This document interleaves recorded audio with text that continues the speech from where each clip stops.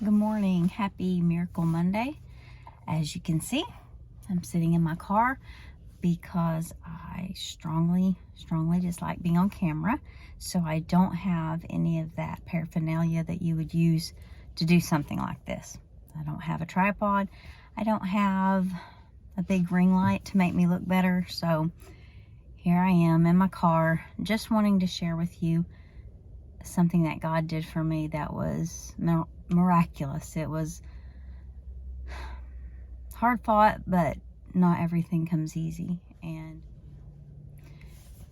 so around the end of October, I'm not one of those people that remembers exact dates, but it was around the end of October this year, and I started having some weird things happening in my body and things that just I've never experienced.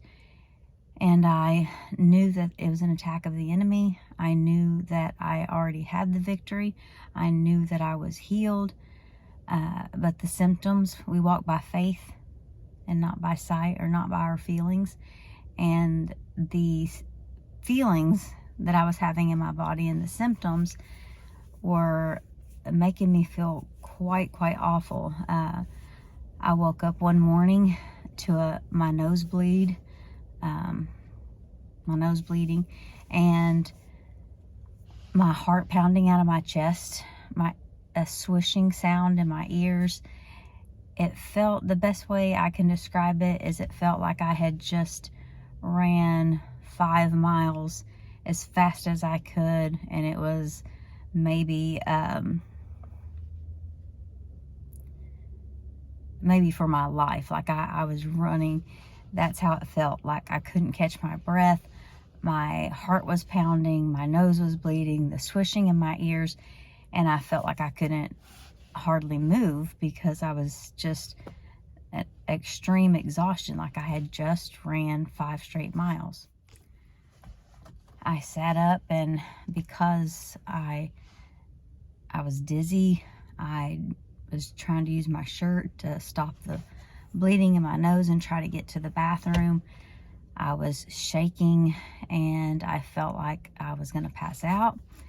I made it to the bathroom. I cleaned myself up, and it kind of subsided just a little bit, but it was still a pounding all throughout the day, still that swishing in my ears, and I just felt like I couldn't hardly make it very far.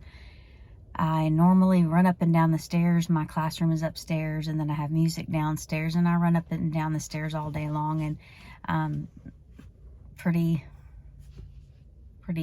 healthy. Well, not pretty healthy. I'm very healthy, and so it's just normal to me to run and go.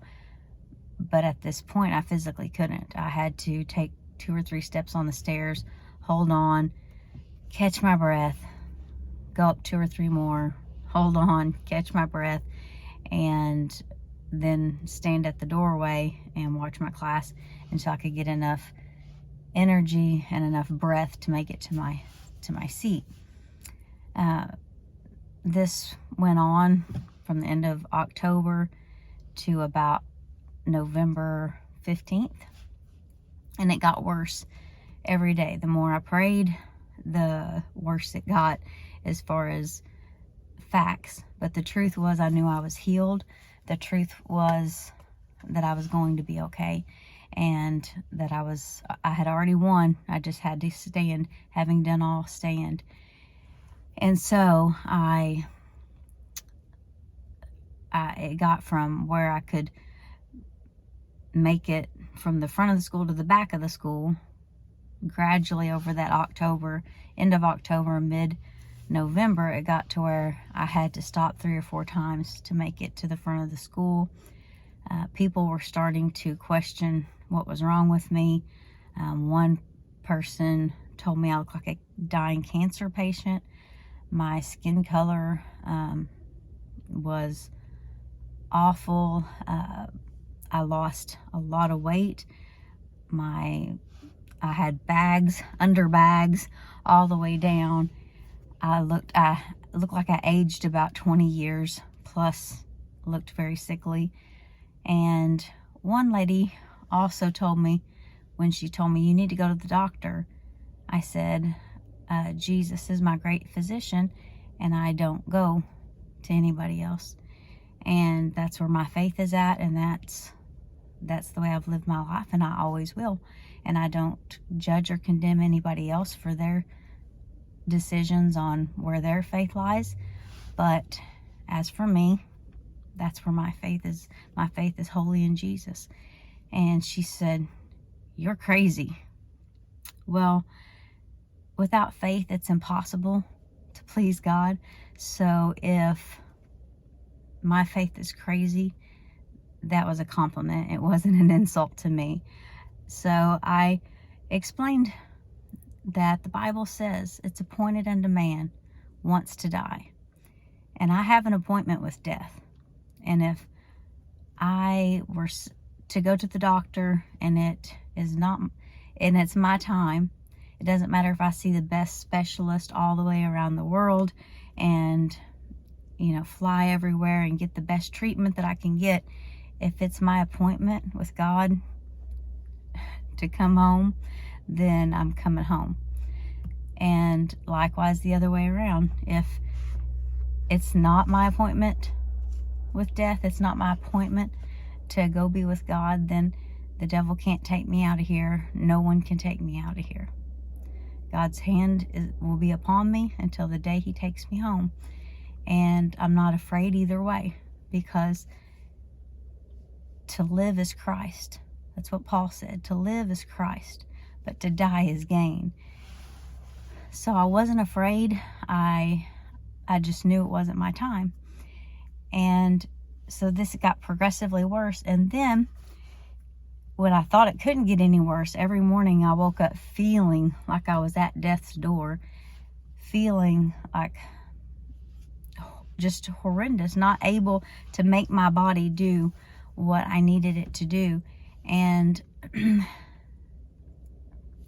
I thought it couldn't get worse, on the 15th, I started hemorrhaging.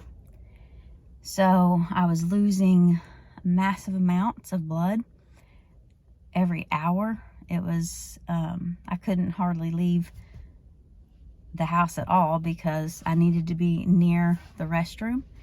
And it was, I think, enough in one day for me to have bled out and died. But God, and this went on from the 15th through the end of the end of November. And I really, at that point, started looking really, really bad. And I got to the point over Thanksgiving that I couldn't hardly walk without holding on to something.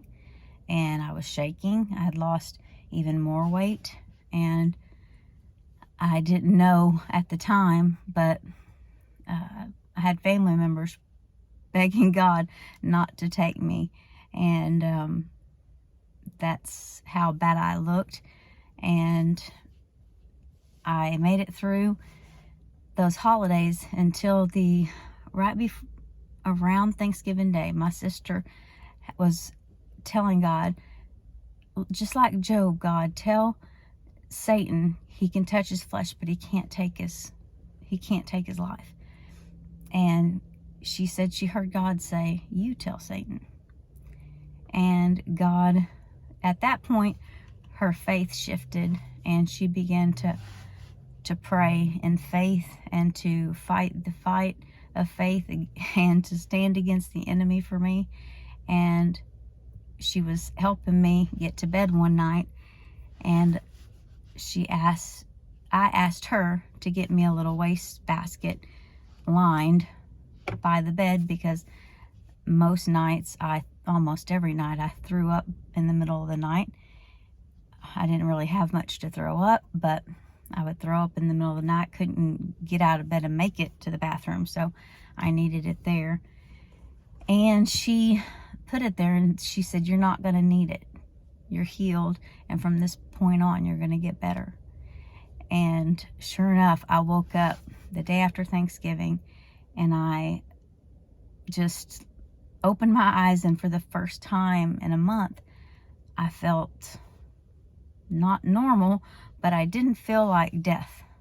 And so I got up and I made my bed, went into the kitchen, made a cup of coffee, sat down, visited, went to the restroom, brushed my teeth, and did several things that normally would have taken me several hours because I'd had to rest so much in between.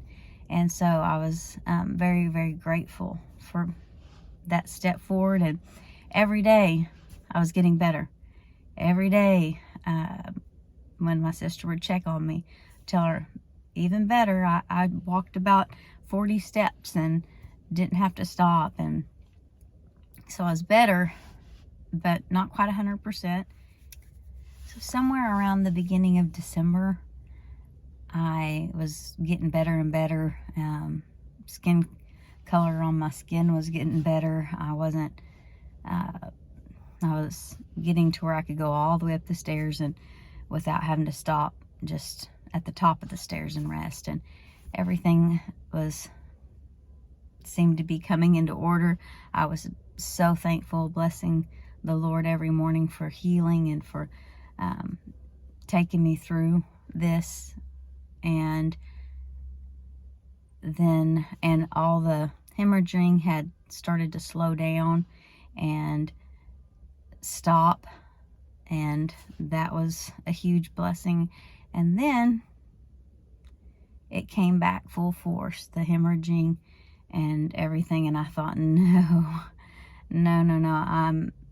I fought this fight, and the Lord, I am the healed and the whole of the Lord. I walk in divine health. That's what I'm promised, and that's what I'm going to have. And I knew I was still so weak. I needed some reinforcements. I needed somebody to really, really agree in prayer with me. My sister and my niece were agreeing with me, but I felt like I needed one more person. And I reached out to a friend in Beeville and told her everything that I had been through. And she just listened. And then she said, oh, you don't have to have that. We're going to pray. I'm going to pray. And I have 100% faith that in the morning, the bleeding's going to be gone. You are going to be healed. You might be weak, so you need to take some iron. You need to get your rest. You need to give your body, it's been through a lot of trauma, but you're healed. And I took that word, and I called my sister, and I called my niece, and I said, this is the word of the Lord, and we're going to pray, and in the morning, this is over. And sure enough, I woke up, and it was over, and I was still weak. I still had to stop and catch my breath, but I started to sit down and rest and just give my body time to restore all the strength that was taken from it. And I'm sitting here today telling you I'm 100% healed. My strength is back. I can run up and down the stairs. I did learn a lesson. I talked to a minister, and I asked the Lord before the minister was to come out. I said, I want 2 to 3 witnesses for it to be established, Lord, like you say. So send 2 to 3 people to confirm what he says. So I told him everything that had been going on and all the attacks that I had been under. And he said, before he came, I got a whole group of texts from my niece that were all about waiting on the Lord, resting in the Lord, wait, rest, wait, rest. So he came in, I told him everything that was going on, and his response was, you need to rest, you need to wait on the Lord. The Lord has built this place. The Lord has called you to do it. He didn't call you to do all the things you're doing. He just called you to do what he says. And he said, sit and rest and wait and do not overexert yourself. And so I'm still doing that. I'm still resting throughout the day. If I feel tired, I rest. But I am 100% healed, whole, walking in divine health. I can do anything that God asked me to do. And I'm just, when you've been to the point that you feel like you can't move, you can't go on, and God raises you up from that, you're just so thankful, so absolutely thankful. And it also compassionate, because I've never had any sickness attack me that I didn't pray and it wasn't gone in a day, or just a quick battle and I was on my feet and going and blowing. And this time, just not being able to do those things, not being able to force myself to do them, was and the whole feeling of death upon me was, it was just horrendous.